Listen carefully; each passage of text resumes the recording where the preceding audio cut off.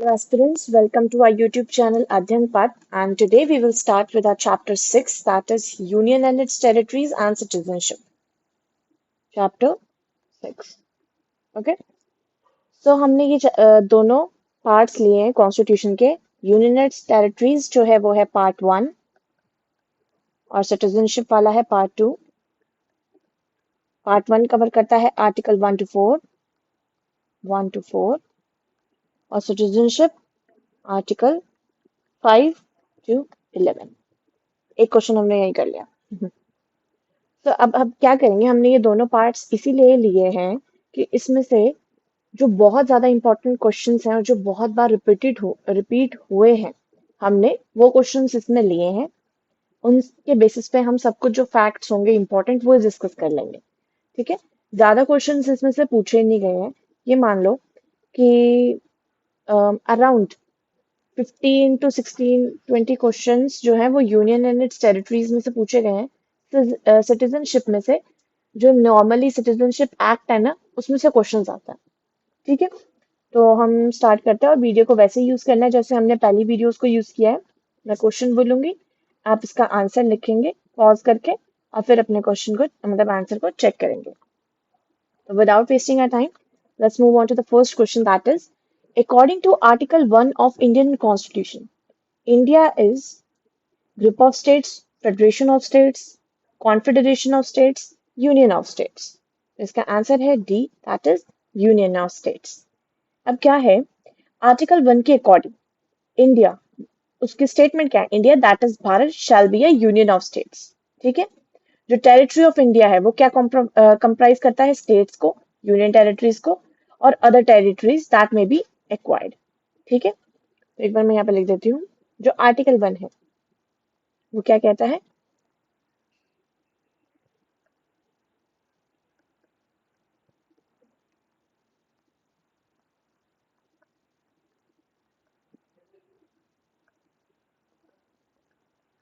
shall be union of states.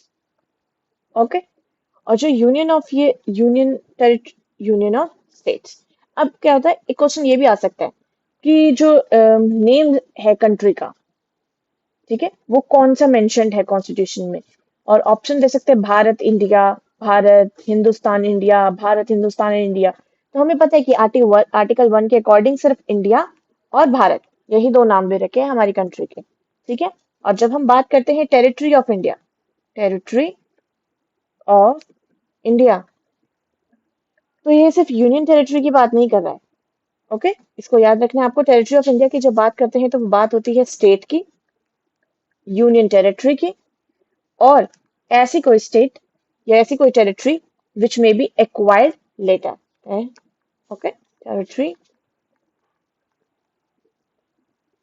as may be required. Okay, acquired.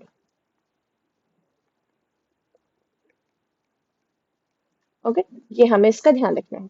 Next question पे चलते हैं. Indian parliament has the power to create a new state. Has the power, parliament के पास power है to create a new state under which of the following constitutional provision. Article 1 2 3 4.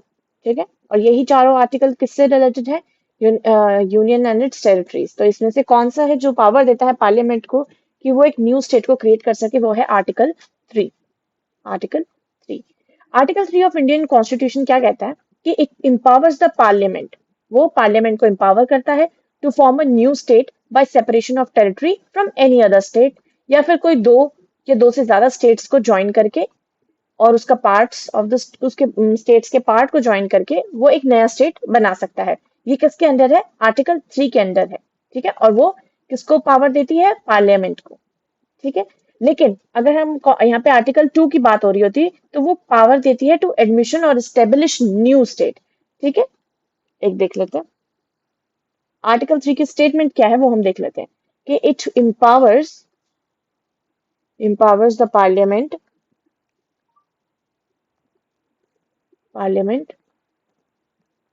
to form a new state by by separation of territory from any state or by uniting two or more state or parts of state. ठीक है, इन सब चीजों का हमें ध्यान देना है। Article 3 ही provide करता है for the power of the parliament in formation of a new state, alteration of areas, उनकी boundaries and names of existing states. ये ठीक है, किसके अंडर आता है? ये आता है आर्टिकल 3 के under. Okay, parliament can form new states through simple majority, ये तो एक अलग बात है, पर हमें ये देख लेना है। एक तो यही है कि it empowers the parliament to form a new state. अब वो या तो क्या कर सकते हैं, separate by separation of territory, separation of territories, या फिर किसी दो स्टेट्स को यूनाइट करके या उनके स्टेट्स के पार्ट को यूनाइट करके। और जो प्रोविजंस आर्टिकल 3 के अंडर है वो भी हम एक बार जरूर लिख लेते हैं। ऑल्टरेशन ऑफ एरिया, हाँ वो जब छोटा बड़ा मतलब पार्ट को अगर जोड़ रहे हैं, यूनाइट कर रहे हैं, सेपरेट करना है, तो कहीं ना कहीं ऑल्टरेशन ऑफ स्टेट हो रही है, right? Alteration of area, boundaries, ठीक है, and names of existing state and name of existing state. ये सब किसके अंडर है? आर्टिकल 3 के अंडर है। मे बी ये तो क्रिएट अ न्यू स्टेट के वाला क्वेश्चन आ गया था। अब आपको क्वेश्चन आ जाए सपोज बाउंड्रीज का, ये नेम ऑफ एग्जिस्टिंग स्टेट की, कई बार क्या होता है हमारे यहाँ पे जो नेम चेंज का होता है ना, तो उसके तो नेम ऑफ एग्जिस्टिंग स्टेट किसके अंदर है? आर्टिकल 3 के। नेक्स्ट क्वेश्चन देख लेते हैं। Which one of the following is empowered to alter the boundaries of state under the constitution of India? अभी हमने ये बात करी है ऑल्टर द बाउंड्रीज, बाउंड्रीज, और आर्टिकल 3 के अंडर है ये बात, हमें ये भी पता है। तो ये कौन करता है? ये करता है पार्लियामेंट, और ये अभी हमने पढ़ा ही था। ठीक है, पार्लियामेंट के पास ये पावर है। ओके, नेक्स्ट देख लेते हैं। इससे पहले एक बार ये देख लो कि ये वाला तो हमने पढ़ लिया आर्टिकल 1। हम इसमें क्या करना है, आर्टिकल वो कवर करते चलते हैं। आर्टिकल 1 है India that is Bharat shall be a union of states rather than the federation of states. ये तो आर्टिकल 1 था। आर्टिकल 2 क्या कहता है? It provides for the admission और स्टेब्लिशमेंट ऑफ न्यू स्टेट्स। ठीक है, आर्टिकल 2 है, यहाँ लिख देते हैं। आर्टिकल 2 और आर्टिकल 3 में कंफ्यूज नहीं होना, जनरली वहां पे कंफ्यूज हो जाते हैं। ठीक है, जो आर्टिकल 2 है इंडियन कॉन्स्टिट्यूशन का, it provides that the parliament में बाय लॉ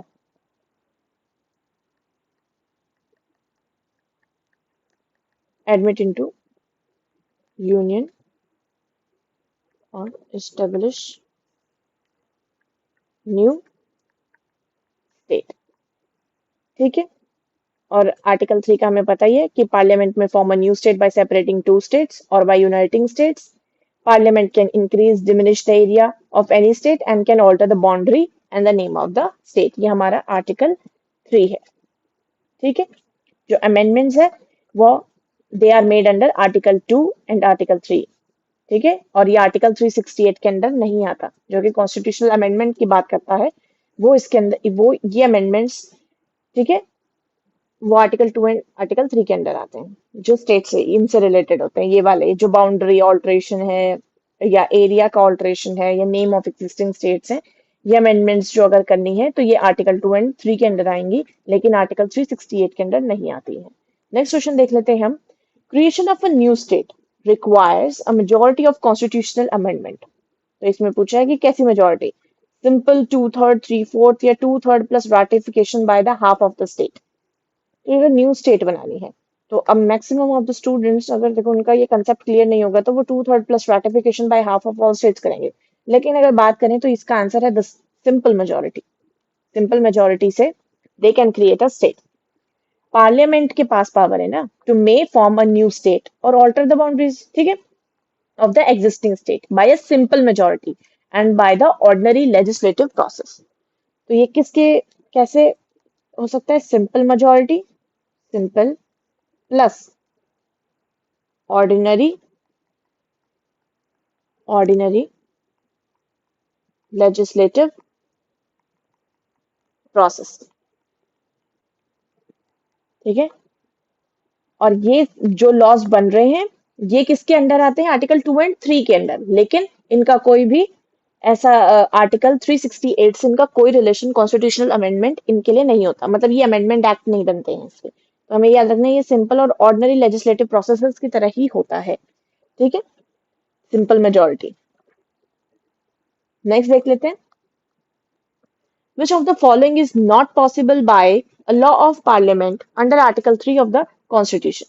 अब इसमें मैंने आपको बताया था आर्टिकल 3 के अंदर ही काफी सारे की फीचर्स हैं, इसीलिए बार बार आर्टिकल 3 का ही क्वेश्चन जनरली पूछा जाता है। तो एक बार हम इसमें देख लेते हैं, उसमें पूछा है कि इसमें से कौन कौन सा जो ये दे रखे हैं ना लॉज, ये पॉसिबल नहीं है, मतलब इसमें से कौन सा पॉसिबल नहीं है आर्टिकल 3 के अंदर। Formation of a new state, alteration of areas of state, alteration of boundaries, admission of a new state. तब हम इसकी बात करते हैं तो इसका आंसर क्या है? Admission of a new state. हमें पता है कि हम फॉर्म कर सकते हैं, ऑल्टर भी कर सकते हैं और ऑल्ट्रेशन ऑफ बाउंड्रीज भी कर सकते हैं, ये तो हमने अभी पढ़ा ही था। पर जो प्रोविजन फॉर मेकिंग, अब इसको देख, इसका अगर एक्सप्लेनेशन देखें तो इसका एक्सप्लेनेशन ये है कि provision for forming a new state, altering areas, boundaries, ये सब किसके अंदर था? आर्टिकल 3 के। ठीक है, पर प्रोविजन फॉर एडमिशन और एस्टेब्लिशमेंट ऑफ न्यू स्टेट वो किसके अंदर आता है? आर्टिकल 2 के। तो ये किसके अंदर है? आर्टिकल आर्टिकल 2 के अंडर है, आर्टिकल 3 के अंडर नहीं है। तो हमें यही याद रखना है, एडमिशन ऑफ न्यू स्टेट या इस्टेब्लिशमेंट और इस्टेब्लिशमेंट। तो इस चीज का ध्यान रखना। हम नेक्स्ट क्वेश्चन देख लेते हैं। Consider the following statement and answer using codes given below. The term है Union of States has been used in the Constitution because Indian states have no right of separation. फिर S के धर commission had given preference to administrative convenience rather than language for reorganization of states. फिर next है Congress committee including Jawaharlal Nehru, Sardar Patel, Pattabhi Sitaramayya was not in favor of reorganization state on the basis of language। और इसके answer से अगर हम बात करें तो इसका आंसर है D, all of the above. ये सारे ही स्टेटमेंट्स जो हैं बिल्कुल करेक्ट है। वो कैसे, ये देख लेते हैं। एज पर डॉक्टर अम्बेडकर, हमने कहा था ना, the states have no right to separate from the federation. ठीक है, ये किसके अकॉर्डिंग है? According to doctor B R Ambedkar, states have no right to separate from the federation. ठीक है, अगर सभी स्टेट्स अलग अलग जाके रहने लगेंगी तो वो यूनिटी, इंटीग्रिटी, डाइवर्सिटी, उसका तो कंसेप्ट ही खत्म हो जाएगा ना। तो इसीलिए फिर है जो चेयरमैनशिप ऑफ एस के धर, a commission which was formed in 1948। थोड़ा हमें ये भी देख के फैक्ट भी देख के चलना है। 1948 में ये जो कमीशन थी ये बनी थी कि to find the feasibility of organisation of state, कि किस बेसिस पे होना चाहिए। The commission rejected this, linguistic basis पे जो था उन्होंने रीऑर्गेनाइजेशन ऑफ स्टेट को जो था वो रिजेक्ट कर दिया था and recommended reorganisation of states on the basis of administrative viability. ठीक है, फिर क्या हुआ था दिसंबर 1948 में अ कमेटी ऑल्सो, एक कमेटी बनी थी, कौन सी? जेवीपी कमेटी कहते हैं इसे। फिर से दिसंबर दिसंबर 1948 में कमेटी बनी थी, कौन सी? JVP. J for Jawaharlal Nehru, V for Sardar Vallabhbhai Patil and P for Pattabhi Sitaramayya. ठीक है, उन्होंने भी लिंग्विस्टिक बेसिस पर रीऑर्गेनाइजेशन ऑफ स्टेट्स की जो डिमांड थी उसको रिजेक्ट कर दिया था। तो इसका आंसर क्या है? All of the above. तो ये तीनों स्टेटमेंट्स ठीक है।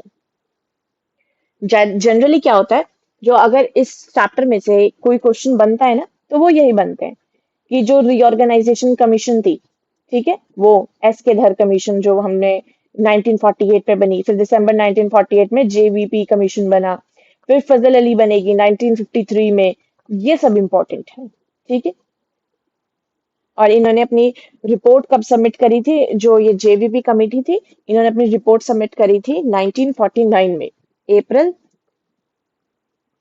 1949, अप्रैल 1949।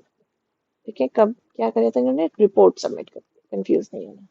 ओके, और उन्होंने ऑफिशियली रिजेक्ट कर दिया था reorganisation of states on linguistic basis. ठीक है, नेक्स्ट क्वेश्चन देख लेते हैं. How many states and union territories were established by the 1956 state restructuring act, मतलब स्टेट रीऑर्गेनाइजेशन. ठीक है, वही वाला. तो उस टाइम पे अगर हमें देखो, थोड़ा सा फैक्चुअल है, ज्यादा पुराना नहीं, कई बार सिंपल सा हमें यही पूछ लिया जाता है. इसका आंसर है A, that is 14 states and 6 union territories. ठीक है, they were created on November 1, 1956. November 1, 1956 के टाइम पे जो कितनी स्टेट्स थी, 14 स्टेट्स थी और 6 यूनियन टेरिटरीज थी. ठीक है, ये हमें याद रखना है, ये फैक्ट है. और जब बहुत फैक्चुअल पेपर बनाना होता है तो ये ऐसा फैक्ट पूछ लेते हैं, ये हमें कंफ्यूजन हो जाता है. फिर हम देख लेते हैं, कई बार क्या होता है, हमें कुछ इंपॉर्टेंट स्टेट्स हैं, अगर हमें कुछ स्टेट्स के भी ईयर्स के बारे में पता है ना, तो we can make out the answer. जैसे हम एक बार अभी बात कर लेते हैं सिक्किम की. इसका जो क्वेश्चन है ये काफी बार पूछ लिया जाता है, Sikkim became a state of India under कौन से अमेंडमेंट एक्ट के अंडर. तो इसका आंसर है सी, 35. सिक्किम क्या है, north eastern state of India है. Became the second 22nd state by the 36th amendment to the constitution in 1975. ठीक है, अभी देखो कैसे ये बनी थी, कौन सी स्टेट, 22nd. ठीक है, वैसे अगर देखो, आपने देखा होगा ऑप्शन में क्या है, 38, 32nd, 35th, 34th, 40th. तो अगर इसमें 36 तो नहीं है, तो इसका आंसर होगा 35th. अदरवाइज अगर यहाँ 36 होता है 35 की जगह, तो इसका आंसर हो जाता 36. ओके, अब हम क्या कर सकते हैं, जब ये ऑफिशियल ही आंसर की है, ठीक है, 35th लेंगे हम इसे, वरना कौन सा होता, 36th अमेंडमेंट. उसके अकॉर्डिंग ये 22nd स्टेट बनी थी 1975 में. 1974 में क्या था, the Sikkim assembly pass the government of Sikkim act 1974. ठीक है, setting up the first ever responsible government in Sikkim. कब, 1974 में. 1974 में सिक्किम एक्ट के थ्रू, सिक्किम एक्ट के थ्रू उन्होंने फर्स्ट रिस्पॉन्सिबल रिस्पॉन्सिबल गवर्नमेंट बनाई थी सिक्किम की. ठीक है, हाँ. India also pass the 35th amendment 1974 which inserted a new article आया था 2A, which is Sikkim to be a associate state. तो 35th में क्या था, 35th में यही था कि जो उन्होंने न्यू आर्टिकल जोड़ा था, न्यू आर्टिकल 2A, 2A, जिसमें क्या था, सिक्किम एक एसोसिएट स्टेट है, एसोसिएट स्टेट. ठीक है, और 36th अमेंडमेंट एक्ट 1975 में उन्होंने integrated Sikkim as the full fledged state of India. ठीक है, अब उन्होंने क्या किया था, 35th के बाद 36th में उन्होंने प्रॉपर सिक्किम को एक फुल फ्लैश्ड स्टेट का दर्जा दे दिया था, और सिक्किम बन गया था हमारी 22nd स्टेट, 22nd स्टेट. ठीक है, 36 इसमें मेंशन नहीं था, इसलिए इसका आंसर 35 हो जाएगा. ये चीज हमें याद रखनी है. नेक्स्ट क्वेश्चन देख लेते हैं.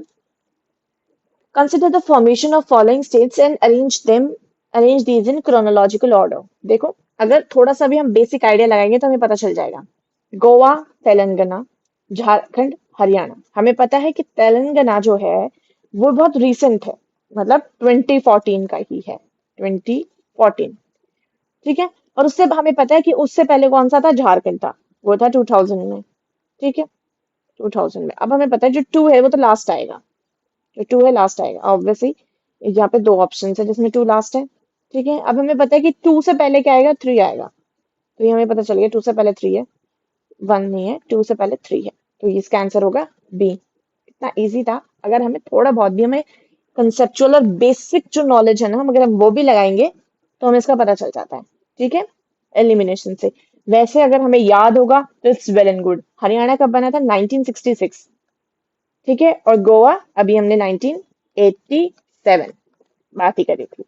ऐसे ही हमें कुछ स्टेट्स का याद रखना है, जैसे लक्षद्वीप 1956. जैसे कुछ मुझे लगता है कि इंपॉर्टेंट है यूनियन टेरिटरीज के. अब मैं बता देती हूँ, थोड़ा जो यूनियन टेरिटरीज का इंपॉर्टेंट है वो है लक्षद्वीप.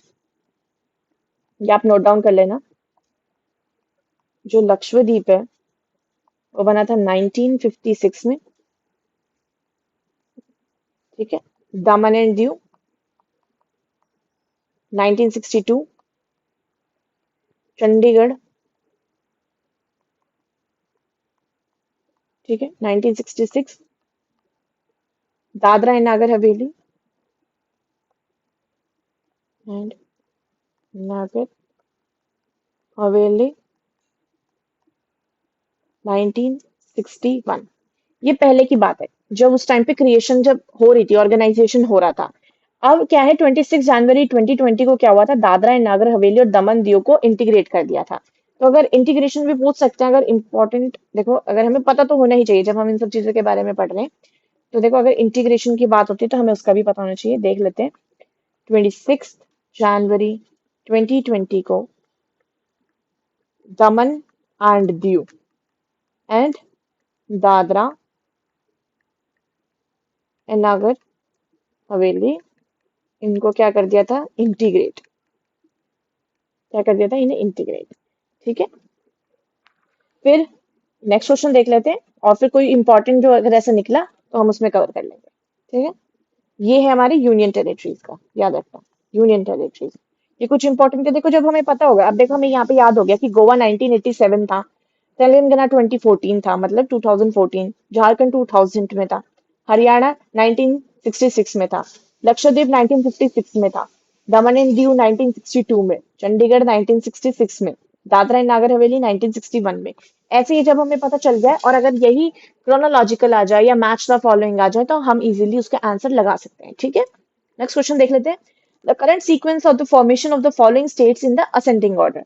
तो हमें इसका बताना है, तो इसका आंसर बताओ। इसका आंसर होगा ए, नागालैंड, मेघालय, सिक्किम, अरुणाचल प्रदेश, ठीक है। अब इसको देख लेते हैं।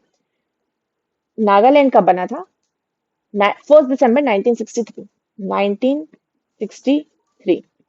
मेघालय कब बना था, 1972।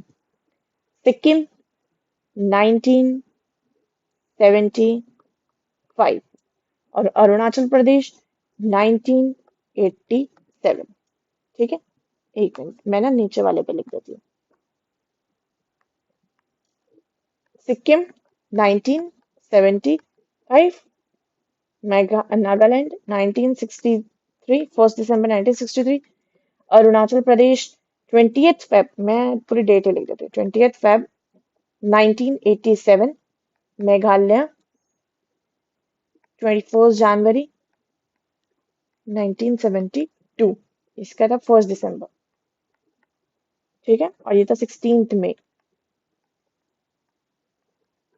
देखो, अगर हम ऐसे करके इनके डेट्स याद रखते हैं, जनरली बेसिकली क्या रहता है कि डेट्स में भी अगर थोड़ा बहुत चेंज देंगे देंगे तो आपका मैच द फॉलोइंग में, सपोज करो आपको डेट्स भी साथ में दे रखे, तो वहां पे पैनिक नहीं करना है। क्यों? क्योंकि जो ईयर्स हैं वो अगर हमें याद है तो हम अपना आंसर मैच कर लेंगे। 21 जनवरी 1972 आपको याद रखना है, मेघालय। 87 आपको याद रखना है, Arunachal Pradesh. Nagaland 1963, Sikkim 1975, 36th amendment act, ठीक है। और 35th अमेंडमेंट के थ्रू वो क्या था, एसोसिएट स्टेट थी, न्यू आर्टिकल था 2A। तो ऐसे हमें इन सब चीजों को याद रखना है, ठीक है। अभी हमें पता चल ही गया है इनका। फिर कुछ जैसे हिमाचल प्रदेश है, वो कब बना था, 1971। हाँ, हिमाचल हिमाचल प्रदेश 1971, ठीक है।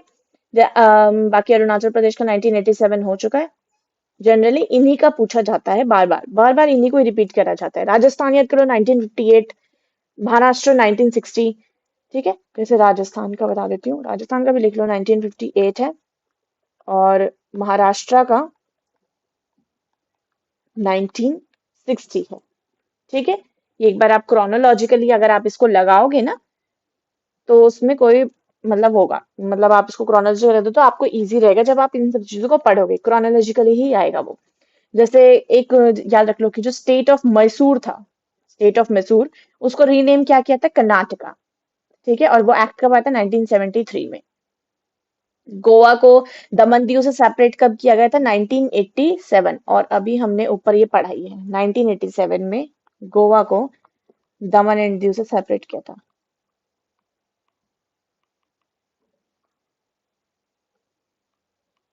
Separated from Daman and Diu 1987, ठीक है। और जो बॉम्बे स्टेट थी, वो गुजरात और महाराष्ट्र से बाइफरकेट किया था 1960 में। ठीक है। Himachal Pradesh which was previously in the list of union territory, ये यूनियन टेरिटरी थी पहले हिमाचल प्रदेश, और उसको स्टेट कब बना दिया था 1971 में। ये सब चीजें कुछ हैं जो हमें इंपॉर्टेंट है, वो याद रखनी है। जो जनरली पूछे जाते स्टेट्स है वो मैंने आपके सामने डिस्कस कर दिए। अब क्या होता है अगर आप सब स्टेट्स भी नहीं कर रहे पर लेकिन आप ये देखो हमने कर लिया सिक्किम 1 1975, नागालैंड 1963 1 2 3 4, हिमाचल 5, राजस्थान 6 7, महाराष्ट्र 8 9 10 11 12 13 14 15, 15 चंडीगढ़, ये नहीं। तो हमने यहाँ पे कहीं ना कहीं पे हमने 4 तो हमने यूनियन टेरिटरी कर ली है। ठीक है। और हमने बाकी स्टेट्स कर दिए हैं। तो इससे क्या होगा अगर हमारे पास मैच द फॉलोइंग्स में आ जाता है तो हमें पता होता है कि किसका क्या है। ठीक है। नेक्स्ट क्वेश्चन आ जाता है the commission of reorganization of states on the basis of language was established in। ठीक है। इसका आंसर बताना है हमें। देखो इसका पहले एक्सप्लेनेशन दे देते हो फिर आप सोचना इसका आंसर क्या होगा। ठीक है। The commission for the reorganisation of the state on the basis of language जो थी वो कब स्टेब्लिश हुई थी 29 दिसंबर 1953। 29 दिसंबर 1953 में। ठीक है। तो the commission submitted its report on 30 सितंबर 1955, और इन्होंने अपनी रिपोर्ट कब सबमिट करी थी, रिपोर्ट 30 सितंबर 1955। तो इस कमीशन के जो चेयरमैन थे वो कौन थे, जो इस कमीशन के चेयरमैन थे वो थे फजल अली। और हमें पता है कि इसे फजल अली कमीशन भी कहा जाता है। ठीक है। और इनके 2 मेंबर्स थे के एम पनिकर और एच एन कुंद्रू। 2 मेंबर थे वो कौन थे, तो वो पूछ लिया जाता है, मेंबर्स को पूछा जाता है के एम पानीकर, क्योंकि हम इन्हें ज्यादातर अवॉइड कर देते हैं कि नहीं इन्हें क्या पढ़ना है। और सच बता रही हूँ अगर ये दोनों चैप्टर इजीली अगर हम कर लेते हैं ना तो डुएबल क्वेश्चंस होते हैं इसमें से, कोई बहुत कंसेप्चुअल या एनालिटिकल क्वेश्चन नहीं आता कि बहुत ज्यादा सोचना पड़ेगा, नहीं। डुएबल क्वेश्चंस होते हैं, पता है तो हो जाता है इजीली। हमें पता है कि चेयरमैन फजल अली है, 2 मेंबर्स हैं के एम पानीकर और एच एन कुंजरो। ठीक है। तो इनकी बेसिस पे on the recommendation of the commission report the state reorganisation act 1956 pass हुआ था। एक्ट देखो 1956 में स्टेट रीऑर्गेनाइजेशन एक्ट पास्ड। ठीक है। Commission of reorganisation of states on the basis of language established 1953। और आंध्र प्रदेश सबसे, अगर देखो जब लैंग्विस्टिक बेसिस पे बात हो रही है तो ये इंपॉर्टेंट फैक्ट हम नहीं मिस कर सकते कि जो आंध्र प्रदेश है, आंध्र प्रदेश 1953 में अक्टूबर, अक्टूबर 1953 था शायद, मतलब एक बार आप इसे चेक कर लेना, बट वो अक्टूबर 1953 था। It was the first state established on the linguistic basis. First state था ये on linguistic basis, on linguistic basis. ठीक है। और हमें यहाँ पे इस टाइम पे एक इम्पॉर्टेंट फैक्ट जो दूसरा हमें याद करना है ना, कि इस टाइम पे पोटी श्रीरामल्लू जो थे वो 56 डे का उन्होंने हंगर स्ट्राइक किया था कि फॉर्मेशन ऑफ आंध्र प्रदेश मतलब लिंग्विस्टिक बेसिस पे हो। तो जो हमें इनका नाम भी याद रखना है। ठीक है। कि इस चीज के लिए हंगर स्ट्राइक किसने किया था, पोटी श्रीरामल्लू। ठीक है। इन्होंने किया था 56 डे का हंगर स्ट्राइक, हंगर स्ट्राइक। ठीक है। ये कुछ इंपॉर्टेंट फैक्ट्स हैं, इसी चैप्टर से रिलेटेड है, इसमें ज्यादातर फैक्चुअल है, मतलब हमें ईयर वगैरह जो है हमें वो सब याद करना है इसमें। ठीक है। कुछ एक दो फैक्ट है जो उसके क्वेश्चन तो नहीं पूछे हैं अब तक लेकिन हमें पता होने चाहिए, वो मैं एक बार यहाँ पर डिस्कस कर लेती हूँ। सबसे ऊपर यहाँ पर लेती हूँ, रुको मैं एक पेज ले लेती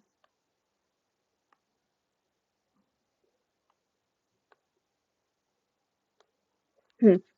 इंडियन इंडिपेंडेंस एक्ट 1947 हुआ था। Indian independence act 1947। 47, ठीक है, which led to the formation of two independent and separate sovereign nation, India and Pakistan, ठीक है, इंडिया और पाकिस्तान, ये दो नेशन बने, ठीक है।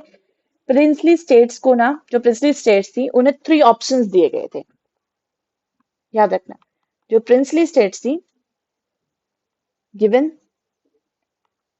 3 ऑप्शंस, ठीक है। वो 3 ऑप्शंस कौन कौन से थे? To join India, to join Pakistan और being independent.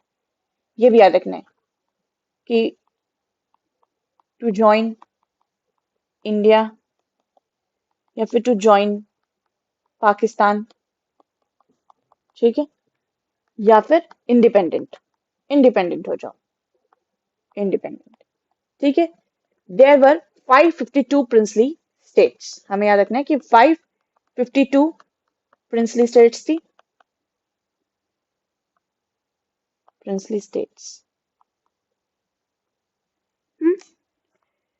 With in the Indian territory, जिसमें से 549 ज्वाइंट इंडिया। अब 552 में से 549 ज्वाइंट इंडिया, ठीक है। अब बची 3, हैदराबाद, जूनागढ़ एंड कश्मीर। अब जो बची कौन सी 3 बची थी, कौन कौन सी? हैदराबाद, हैदराबाद, जूनागढ़ एंड कश्मीर, ठीक है। They refuse to join India, लेकिन उनको बाद में हमने इंक्लूड कर लिया था इंडियन यूनियन में। कैसे? इस बेसिस पे क्वेश्चन बनता है। जैसे हैदराबाद को थ्रू मिलिट्री एक्शन, हमने हैदराबाद को बाद में इंडियन यूनियन में ज्वाइन करवाया था। कैसे?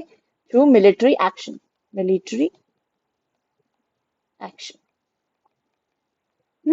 जूनागढ़ को रेफरेंडम के थ्रू, रेफरेंडम, एंड कश्मीर को हमने करवाया था बाय इंस्ट्रूमेंट ऑफ एक्सेशन, एक लीगल डॉक्यूमेंट से, इंस्ट्रूमेंट ऑफ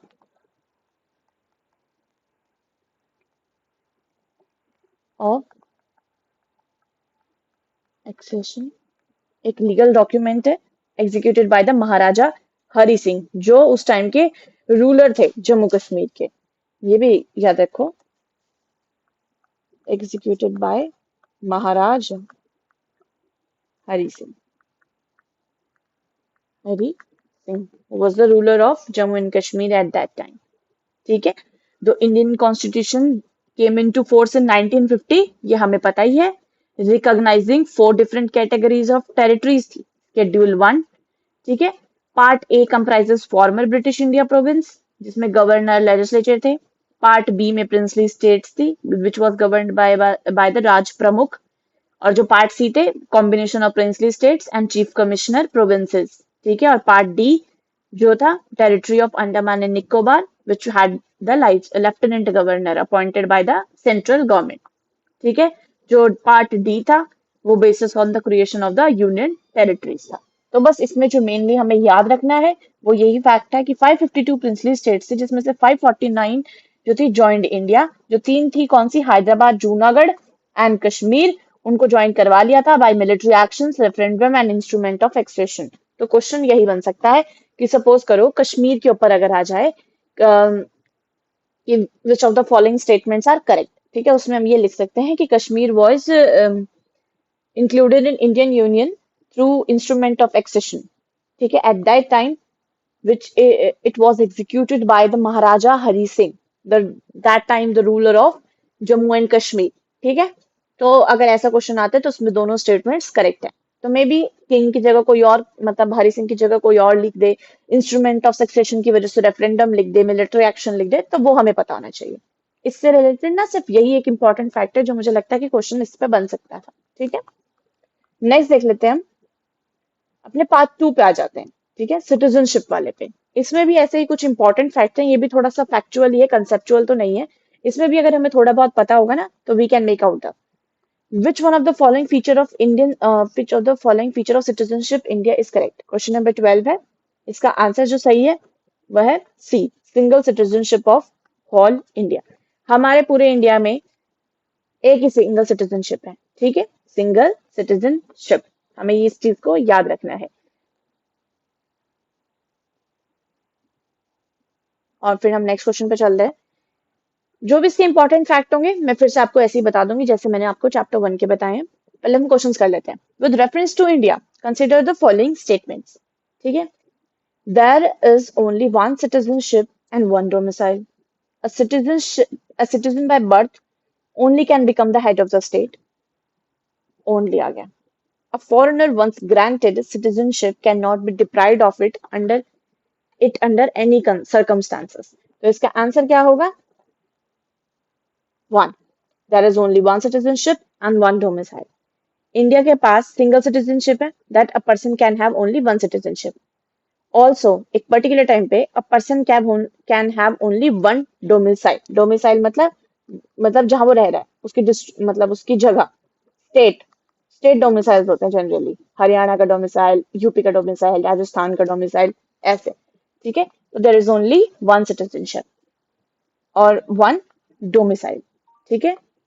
जो कंसेप्ट ऑफ सिंगल सिटीजनशिप का है ना, it has been adopted in India from the British constitution of United Kingdom, ठीक है। तो इसका स्टेटमेंट हमें पता चल गया कि वन स्टेटमेंट बिल्कुल ठीक है क्योंकि ये सिंगल सिटीजनशिप ही है हमारे में, और वन डोमिसाइल है, और ये हमने कहाँ से इन्फ्लुएंस होके लिया है? हमने लिया है United kingdom, British British model.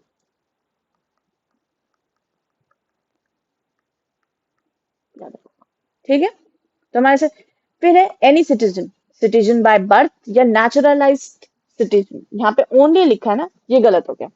A citizen by birth can become head of the state, अगर होता तो ठीक होता इसका स्टेटमेंट टू, लेकिन यहाँ पे लिखा है ओनली, नहीं, एक सिटीजन ऑफ इंडिया है जो, ठीक है, सिटीजन बाय बर्थ है वो, चाहे सिटीजन बाय बर्थ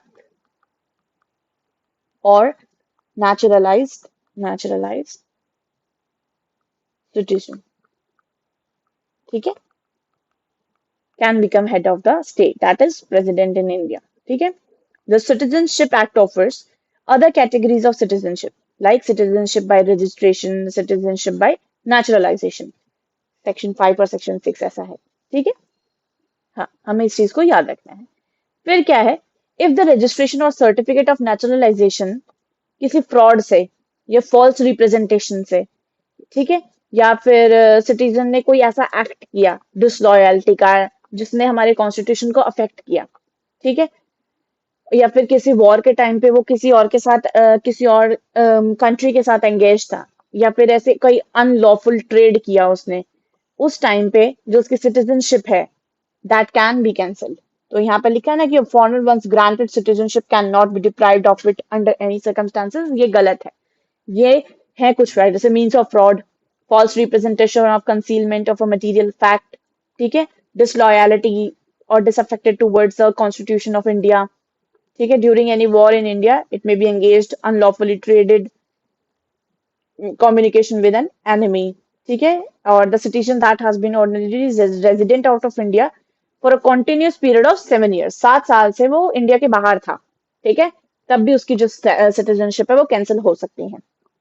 तो इसीलिए ये थर्ड स्टेटमेंट है, ये भी रॉन्ग है। तो हमें पता है कि यहाँ पे लिख देती हूँ, इट कैन बी कैंसल्ड, ठीक है। इसके मीन्स भी लिख देती हूँ, means of fraud,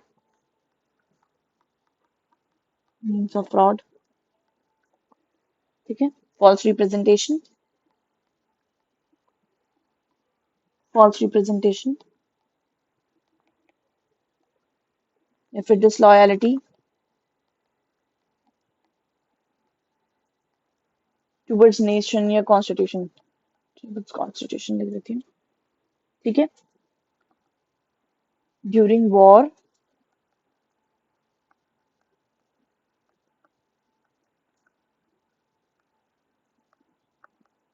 engaged with enemy, ठीक है, and ordinarily resident out of India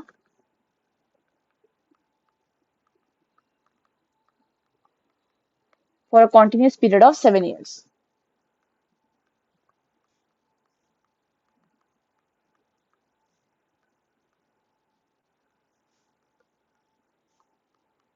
Of 7 years. ठीक है, तो ये कुछ ऐसे हैं जिसकी वजह से हमारी जो हमारी सिटीजनशिप है वो कैंसिल हो सकती है, तो ये हमें याद करना है। ठीक है, नेक्स्ट क्वेश्चन देख लेते हैं। Who या which of the following is competent to prescribe the conditions for the acquisition of citizenship? तो इसका आंसर होगा पार्लियामेंट। ठीक है, इलेक्शन कमीशन का क्या ही रोल है, कोई रोल नहीं है, प्रेसिडेंट नहीं, सिर्फ पार्लियामेंट। ठीक है, आर्टिकल 11 जो होता है कॉन्स्टिट्यूशन का, इट डिक्लेयर्स कि जो parliament have the power to regulate the right of citizenship by making law. तो ये किसके अंडर आता है? आर्टिकल 11 के। ये भी हमें याद रखना है, आर्टिकल 11 के अंडर आता है। ठीक है, कि उनके पास बाय एक्सरसाइजिंग दिस पार्लियामेंट ने इनेक्ट किया है सिटीजनशिप 1955, जो क्या करता है, which gives the provisions for the acquisition और टर्मिनेशन ऑफ, मतलब कैसे आप सिटीजनशिप जो हासिल कर सकते हो या उसको कैसे टर्मिनेट हो सकती है। ठीक है, वो सब इसमें किसके अंडर आता है? आर्टिकल 11 में आता है, और ये पावर किसके पास है? पार्लियामेंट के पास है। नेक्स्ट क्वेश्चन देख लेते हैं। This is the last question of the day today.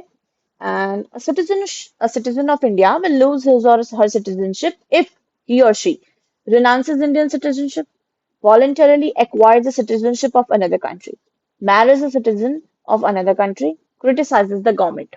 ठीक है, इसका आंसर देखो, इसका आंसर है सी, 1 and 2। ठीक है, 3 ways of losing citizenship है। ठीक है, कौन कौन से? रिनाउंसिएशन, रिनाउंसिएशन, ठीक है, टर्मिनेशन, टर्मिनेशन कैसे होगी? क्योंकि वो वॉलंटरली किसी और जो कंट्री थी उसकी सिटीजनशिप उसने ले ली, तो वो हमारे वाले से टर्मिनेट हो गया।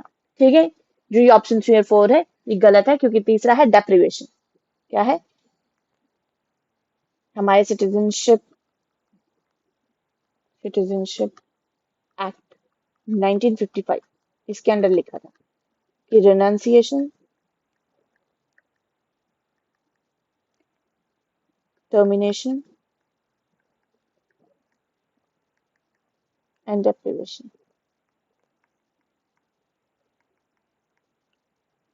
ये 3 ऐसी चीजें हैं जिसकी वजह से जो उसका सिटीजनशिप है ना, वो अपना लॉस कर सकता है, मतलब उसका सिटीजनशिप कैंसिल हो जाएगी। ठीक है, ये चीजें हमें इसमें याद रखनी है। अगर हम कुछ इंपॉर्टेंट पॉइंटर्स देखें इस चैप्टर के, तो हमें ये पहले तो यही याद रखना है कि 5 to 11 जो है वो पार्ट 2 में आता है, और वो किसके, ये कौन सा पार्ट है, किससे डील करता है? सिटीजनशिप से। ठीक है, आर्टिकल 11 जो है वो इम्पावर करता है पार्लियामेंट को making laws regarding the citizenship. तो किसके अंडर आता है? पार्लियामेंट के। और पार्लियामेंट ने क्या पास किया था एक बार एक्ट, इंडियन सिटीजनशिप एक्ट पास किया था 1955 में। उसमें उसने क्या बताया था? 3 ways ऑफ, यही कि आपका 3 ways ऑफ लूजिंग सिटीजनशिप जो हमने यहाँ पे देख ली है। फिर बताए थे 5 ways ऑफ एक्वायरिंग सिटीजनशिप, इसमें ये भी बताया था, ये तो था लूजिंग, एक था एक्वायरिंग। आप एक्वायर कैसे कर सकते हो? ठीक है, वो भी इंपॉर्टेंट है जानना। बाय बर्थ, अगर आपका वहां जन्म हो रहा है, bye decent, bye registration,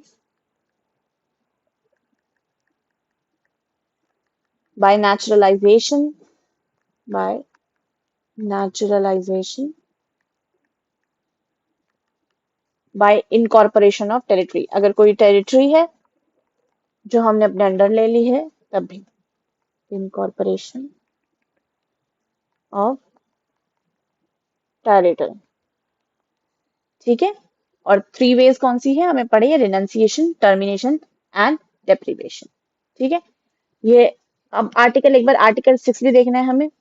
article 6 क्या कहता है? Provides the right of citizenship of certain person who have migrated to India from Pakistan. Article 6 directly पूछ लेते हैं, जो आर्टिकल 6 होता है वो किससे डील करता है?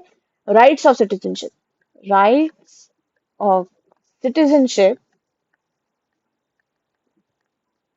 ठीक है, ऑफ सर्टेन पर्सन। कौन सर्टेन? कौन कुछ लोग वो ये हैं जो आए हैं पाकिस्तान से India, migrated to India from Pakistan. ठीक है, पाकिस्तान से इधर आए। फिर आता है आर्टिकल 7। आर्टिकल 6 हो गया। आर्टिकल 7। 7 इसमें क्या है? Provide for the right of citizenship of certain migrants to Pakistan. जो माइग्रेंट्स गए, माइग्रेंट्स सेम है ऊपर वाला, टू पाकिस्तान। आर्टिकल 8। आर्टिकल 8 ठीक है। Provide for the rights of citizenship of certain person of India और ओरिजिन रिजाइडिंग आउटसाइड इंडिया, जो India के बाहर रह रहे हैं। ठीक है, rights of citizenship of certain person of Indian origin residing outside India. मतलब उनका ओरिजिन क्या है? इंडिया ही है, लेकिन वो रह कहाँ रहे हैं? बाहर रह रहे हैं। किसी भी पर्सपेक्टिव से रह सकते हैं, किसी भी काम से रह सकते हैं। ठीक है, क्या पता मे भी वो काम कर रहे हैं वहां पे, इसीलिए।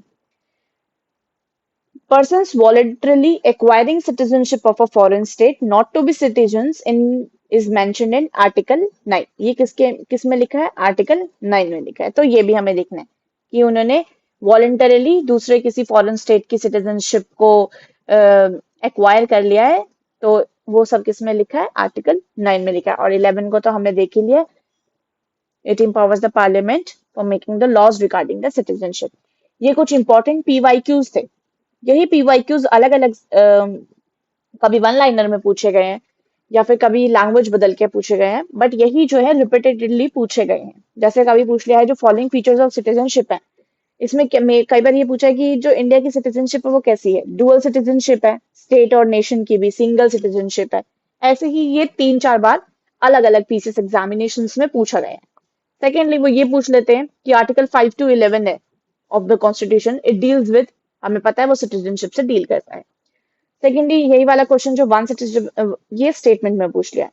ठीक है, ये जो है foreigner once granted city can not be deprived of it under any circumstances. कई बार क्या होता है, सिर्फ ऑप्शंस दिए होते हैं, means of fraud, false representation, disloyalty, और एक जगह लिखा गया by descent, D by descent. तो इनमें से कौन कौन से ऐसे ऑप्शंस हैं जो क्या कर सकते हैं? किसी की भी सिटीजनशिप को कैंसिल कर सकते हैं। तो उसमें आंसर बाय डिसेंट को छोड़ के सारा ही हो जाएगा। ठीक है, ये हमें ध्यान देना है। फिर आर्टिकल जो है ये पूछ सकते हैं, जैसे rights of citizenship of certain persons who have migrated to Pakistan. ये कौन से आर्टिकल के अंडर आता है? आर्टिकल 7 के अंडर आता है। या फिर ऐसे पर्सन जो है तो जिनका इंडियन ओरिजिन लेकिन रह रहे हैं वो बाहर, वो कौन से आर्टिकल के अंडर आता है? आर्टिकल 8 के अंडर। और जो माइग्रेट करे हैं इंडिया में पाकिस्तान से, ये आर्टिकल 6 के अंडर आता है। फिर जो एक्वायरिंग है, हम अपनी सिटीजनशिप को कैसे एक्वायर कर सकते हैं? वो है by birth, descent, registration, naturalisation, incorporation of territory. ये सब हमें ध्यान रखना है, और यही जनरली क्वेश्चंस होते हैं कि जो पूछ लेते हैं।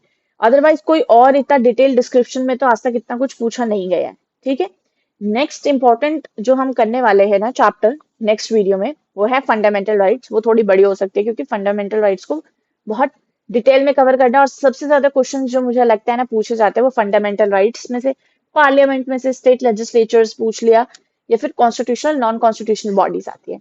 लेकिन जो आने वाले चैप्टर्स है, fundamental rights, DPSP, fundamental duties, अगर आपको उनके आर्टिकल्स टिप्स पे हैं तो you can easily make out the question. कम से कम भी उसमें से 3-4 क्वेश्चन इजिली कर सकते हैं अगर हमारे उसके कंसेप्ट क्लियर है तो। ये जो लेक्चर था ये यहीं तक था। 15 क्वेश्चन आज हमने डिस्कस कर लिए, पीवाईक्यूज थे। ठीक है, अलग अलग एग्जामिनेशन में पूछे गए थे। कई बार सेम टू सेम क्वेश्चन जो है बिल्कुल सेम रिपीट हो रखा है होता है नेक्स्ट ईयर। जैसे अगर सपोज करो ये वाला क्वेश्चन 2014 में पूछा था, तो यही क्वेश्चन एग्जैक्टली सेम 2015 में भी पूछा है। तो पीवाईक्यूज का एनालिसिस करना और उसके इंपॉर्टेंट पॉइंट्स या उनके रिलेटेड इंपॉर्टेंट फैक्ट्स हैं वो अगर हम डिस्कस कर लेते हैं ना, तो we can easily make out an examination day. ठीक है, तो thank you for listening this video. अगर आपको इस चैप्टर का डिटेल डिस्क्रिप्शन चाहिए ना, डिटेल्ड बिल्कुल नोट्स चाहिए, चैप्टर 1 जो यूनियन एंड टेरिटरीज जो पार्ट 1 है और पार्ट 2 सिटीजनशिप की, तो दोनों मेरे डिस्क्रिप्शन बॉक्स में लिंक है टेलीग्राम का, वहां जाके आप फाइल फोल्डर में जाके देख लेना। ठीक है, thank you for this lecture. अगर आपने सुना है ये और अच्छे से सुनना इसको, फिर इसके बाद जाके चैप्टर एक बार पढ़ लेंगे तो आपको की फोकस एरियाज का पता चल जाएगा। ठीक है, do like share and subscribe our channel for more such